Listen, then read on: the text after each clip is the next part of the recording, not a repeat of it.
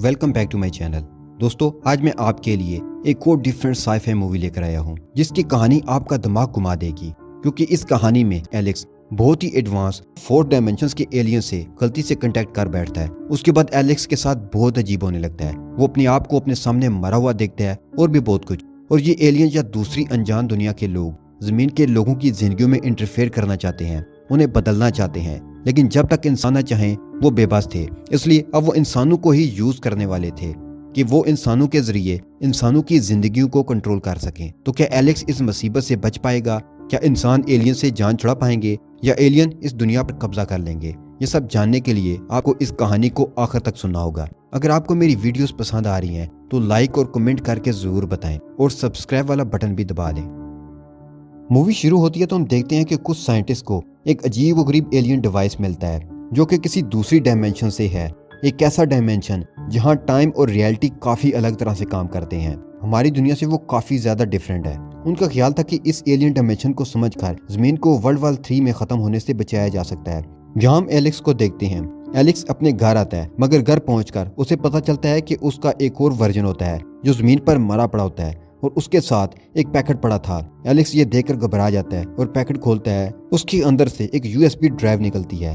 Alex जल्दी से उसे अपने कंप्यूटर पर लगाकर देखना शुरू कर देता है। यूएसबी में उसको अपनी ही एक वीडियो नजर आती है जिसमें शायद उसका फ्यूचर वर्जन था, जो उसे बता रहा था कि वक्त और रियलिटी वैसी नहीं है जैसा अब तक हम इंसान मानते आए हैं और हम इंसान अभी तक यूनिवर्स को ही समझ नहीं सके। और फिर वो कहानी शुरू से बताने लगता है, जहाँ एक सुबह एलेक्स के घर रेबिका आती है। दरअसल रेबिका प्राइवेट साइंस कंपनी की तरफ से यहाँ आती है, जो कि एलेक्स को बताती है कि उनके पास एलेक्स के लिए एक काम है जिसके बदले में एलेक्स को बहुत सारे पैसे मिलेंगे। और वो काम के बारे में तभी बताएगी जब वो कॉन्ट्रैक्ट पर साइन करेगा कि वो जो भी काम करेगा उसे बाहर डिस्कस नहीं करेगा। और इस कॉन्ट्रैक्ट पर साइन करने के लिए रेबिका एलेक्स को एक बहुत बड़ा चेक भी देती है। अब एलेक्स उसके लिए मान जाता है। यहाँ पर रेबिका बताना शुरू करती है कि दरअसल उनके पास एक एलियन डिवाइस है जिसमें एलियन जुबान में कुछ कोड लिखे हुए हैं। एलेक्स को इन कोड्स को डिकोड करना है और ये समझना है कि एलियंस हमसे क्या कहना चाहते हैं। वो एलेक्स के पास इसलिए आए हैं क्योंकि एलेक्स दुनिया का सबसे अच्छा कोडर है जो किसी भी इनक्रिप्टेड पैगाम को आसानी से डिकोड कर लेता है। मगर अभी एलेक्स को कैंसर डिटेक्ट होता है और वो जल्दी मरने वाला है। तो एलेक्स शुरू में ये काम करने में झिझक रहा था क्योंकि पता नहीं उसमें कितना वक्त लगने वाला है और वो तो वैसे भी जल्दी मर जाएगा। मगर रेबिका उसे कहती है कि ये मामला बहुत ही सीरियस है। जमीन के ऑर्बिट में उन्हें एक एलियन सैटेलाइट मिला है जिसमें जमीन पर कुछ इनक्रिप्टेड मैसेजेस भेजे गए हैं। तुम्हें जल्दी से उन मैसेजेस को डिकोड करना होगा कि एलियन उन तक कौन सा मैसेज भेज रहे हैं। और इसके लिए वो एलेक्स को प्राइवेट लैब भी दे देंगे जिसमें एलेक्स आराम से काम कर सकता है, मगर वो लैब हाईली सीक्रेट है। तो एलेक्स को यहाँ बेहोश करके उस लैब तक ले जाया जाएगा और फिर वो उसे वहाँ से काम पूरा होने के बाद घर वापस छोड़ देंगे। अब एलेक्स इतने सारे पैसों को देखकर हाँ कह देता है क्योंकि कई महीनों से उसके हालात खराब चल रहे थे। एलेक्स अपना सारा सामान पैक करता है। कुछ देर बाद कंपनी का एक एम्प्लॉय आकर एलेक्स को इंजेक्शन से बेहोश कर देता है। एलेक्स की कई घंटों बाद आंख खुलती है। वो खुद को कंपनी की फैसिलिटी में पाता है। रेबिका एलेक्स को उसकी लैब दिखाती है और लैब के अंदर वही एलियन सैटेलाइट रखा होता है जो उन्हें स्पेस से मिला था और उसके सारे मैसेजेस को डिकोड करना था। वो पहली बार किसी एलियन डिवाइस को देख रहा था।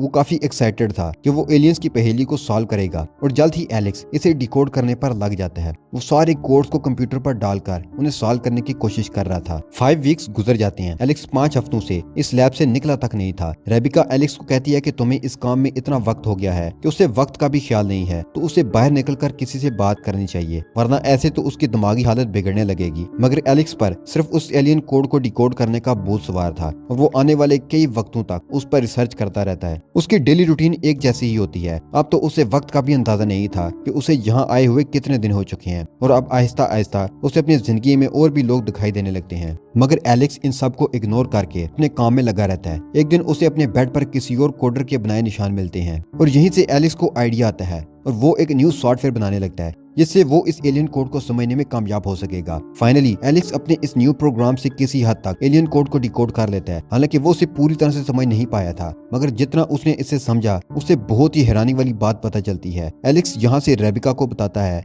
उसके मुताबिक ये सैटेलाइट मुस्तकबिल से है, यानी कि एलियंस वक्त में आगे या पीछे जा सकते हैं और उनके मुताबिक दुनिया में जल्द ही वर्ल्ड वॉर 3 शुरू होने वाली है जिसमें सब कुछ तबाह हो जाएगा। तो वो हमें फ्यूचर में वार्निंग दे रहे हैं कि हम इस सैटेलाइट का इस्तेमाल करके एक ऐसी मशीन बनाएं जिससे वर्ल्ड वॉर 3 को रोका जा सके और जमीन को तबाह होने से बचाया जा सके। अब रेबिका को जो चाहिए था वो उसे मिल चुका था। वो एलेक्स से कहती है कि ठीक है, अब वो इस एडवांस सैटेलाइट से एक नई मशीन बना लेंगे और वो एलिस को उसके घर भेज रहे हैं, जिसके बाद उसे बाकी के पैसे मिल जाएंगे। यहाँ से ना चाहते हुए भी एलिस को फिर से बेहोश करके उसके घर पहुंचा दिया जाता है। अब एलेक्स जब अपने घर पहुंचता है तो उसकी तबीयत अचानक से खराब होने लगती है, जहाँ उसे हेलुसिनेशन होने लगती है। उसे अपने किचन में एक अजीब तरह का इंस्ट्रूमेंट दिखाई देता है। एलेक्स उसको देखकर बहुत हैरान होता है और उसी वक्त डोर बेल होती है। वो डोर खोलता है तो बाहर दो अजीब से लोग खड़े होते हैं जो एलेक्स से अंदर आकर कुछ सवाल पूछने को कहते हैं। ये दोनों काफी अलग बिहेव करते हैं। एलेक्स भी ये बात नोट करता है। वो दोनों एलेक्स से कहते हैं कि कहीं उसने उस एलियन कोड को सॉल्व करके कोई गलती तो नहीं कर दी है। जहाँ एलिस को लगता है कि शायद ये दोनों कंपनी से हैं जो कि ये देखने आए हैं कि वो उनके काम के बारे में किसी को कुछ बता तो नहीं रहा। तो एलेक्स कहता है कि मुझे याद है कि एग्रीमेंट के मुताबिक उसे बाहर किसी भी शख्स से इस प्रोजेक्ट के बारे में किसी से बात नहीं करनी है। अब एलेक्स को लगता है कि जब से ये दोनों उसके पास आई हैं उसके सर में तेज दर्द हो रहा है, तो वो उन्हें यहाँ से जाने को कहता है। अब एलेक्स सोचता है कि उसे इस एलियन कोड को नए सिरे से डिकोड करना चाहिए। वो अपने घर पर ही अपने लैपटॉप से ही बिना रेबिका को बताए कोड को फिर से डिकोड करने लगता है। ये सोच करके शायद पहली बार उससे कोई गलती तो नहीं हो गई थी, मगर अब रात होते ही कई अजीब हादसे होने लगते हैं। जहां उस अक्सर को इंसान सूट में दिखाई देता है जो बार बार रियलिटी से हट रहा था और उसका चेहरा भी साफ नहीं था। एलेक्स यहाँ समझ नहीं पा रहा था कि अचानक उस लैब से आने के बाद उसके साथ ये सब क्या हो रहा है।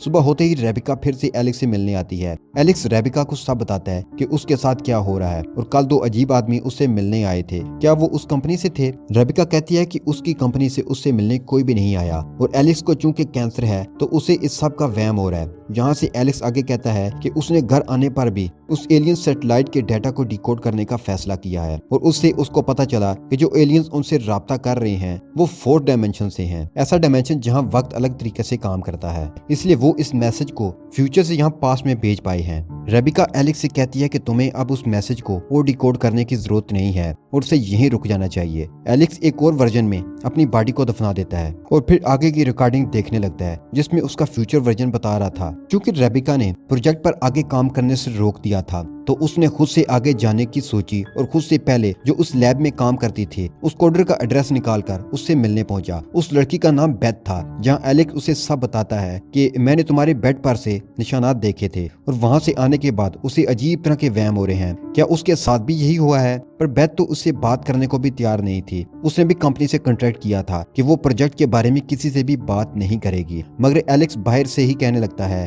कि उसे पहले ही कैंसर है तो वो तो जल्द ही मरने वाला है। मगर उसे लगता है कि एलियन कोड में और भी कुछ था जो कि वो समझ नहीं पाया और उस पर कंपनी वाले ध्यान भी नहीं दे रहे और उसे लगता है कि वो काफी खतरनाक भी है, हमारी दुनिया खत्म हो सकती है। अब ये सुनते ही बेथ भी कहती है कि वो भी बीमार है, वो भी ज्यादा से ज्यादा बस 2 महीने ही जिंदा रह पाएगी और वो इस एलियन सैटेलाइट और एलियन कोड के बारे में डिस्कस करने लगते हैं। बेथ कहती है कि जब वो उस प्रोजेक्ट के लिए लैब में पहुंची और वहां काम करते हुए कभी वक्त का अंदाजा नहीं हुआ और वो सिर्फ अपने काम में ही खोई रहती थी, जिसके बाद से वो बीमार होती चली गई। एलेक्स भी बताता है कि लैब से आने के बाद उसे अजीब अजीब से लोग दिखाई देने लगे हैं। बेथ की हालत बिगड़ने लगती है तो एलेक्स उसे सुला देता है। एलेक्स नीचे आता है और उसे लगता है कि वो बेथ के पास्ट के वाकयात को देख पा रहा है। सुबह होते ही एलेक्स अपने घर वापस आता है जहां रेबिका पहले ही उसके घर के बाहर खड़ी और कहती है कि उनकी कंपनी अब सख्ती से ये चाहती है कि एलेक्स इस प्रोजेक्ट को छोड़ दे और इस बारे में कोई और रिसर्च ना करें। एलेक्स अंदर जाकर देखता है कि कंपनी वाले उसके सारे कंप्यूटर्स और सारा डेटा उठाकर ले गए हैं ताकि वो इस एलियन मैसेज को और डिकोड ना करे। रात होते ही बेथ वहां आ जाती है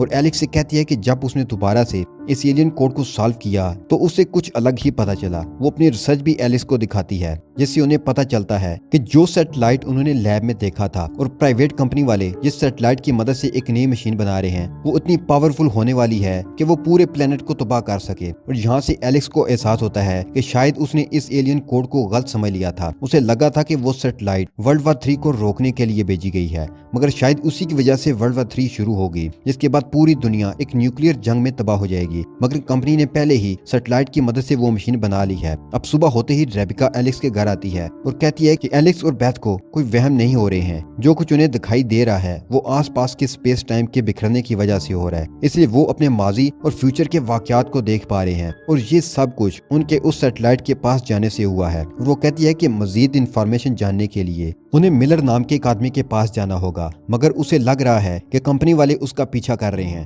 तो उन्हें किसी तरह छुपकर वहां जाना होगा। वो दोनों रेबिका से एड्रेस लेकर वहां से निकल जाते हैं। फिर रेबिका को कंपनी के राज खोलने पर कंपनी के बॉडीगार्ड आकर जान से मार देते हैं। एलेक्स और बेथ आखिरकार मिलर के पास पहुंच जाते हैं, जहां से मिलर उन्हें बताता है कि वो पहला साइंटिस्ट था जिससे कंपनी ने इस सैटेलाइट की जांच के लिए अपॉइंट किया था, जहां से उसने पता लगाया कि एलियंस जानबूझकर वर्ल्ड वार 3 शुरू करना चाहते हैं, इसलिए वो खतरनाक हथियार भेज रहे हैं। ये एलियंस हमारी डायमेंशन से नहीं है, इसलिए हमारा दिमाग उनकी बनावट यानी वो कैसे दिखते हैं, उनकी बॉडी कैसी है, उसे समझ ही नहीं पा रहा। और जो हम देख पाते हैं यानी हमारा दिमाग उन्हें इंसानों जैसा दिखाने की कोशिश करता है। एलिस को समझ आती है कि उस दिन अजीब से दिखने वाले आदमी एलियंस ही थे, इसलिए उनके पास आते ही सर में दर्द होने लगा था, क्योंकि एलेक्स का दिमाग दूसरे डायमेंशन के मखलूक को समझ ही नहीं पा रहा था। अब मिलर कहता है कि उन्हें जमीन को बचाने के लिए उस मशीन को पूरी तरह से बर्बाद करना होगा, जो कि उसी कंपनी की लैब में है, और उसके पास लैब में जाने का एक नक्शा भी है। और अब वो दोनों कुछ बम्स लेकर लैब में जाने लगते हैं ताकि वो उस मशीन को उड़ा सकें। एलेक्स उस मशीन को उड़ाने के लिए जाता है और बेथ भी। मशीन के मुकम्मल होते ही वक्त पूरी तरह उलट चुका था।